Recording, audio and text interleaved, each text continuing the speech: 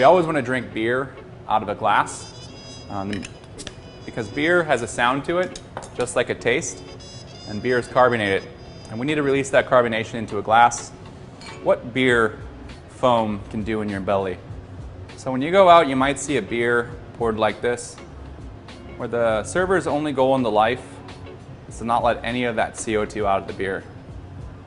A couple things here. One, without that color foam, it's not really a beer. Two, I decided I'm going to order some nachos. And I take that first bite, and once it hits my belly, that happens.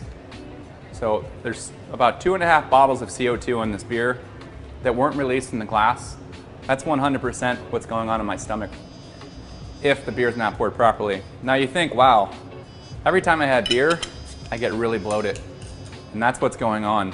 Or you can get a beer and you pour it down the side with vigor, and you're breaking that CO2 out. And granted, people say that looks like a lot of foam, but foam always turns into beer. And then I take that same bite of food and I try to have a swallow, and it's not agitating my stomach because I have broken that CO2 out in the glass. So that's how important it is to pour beer into a glass.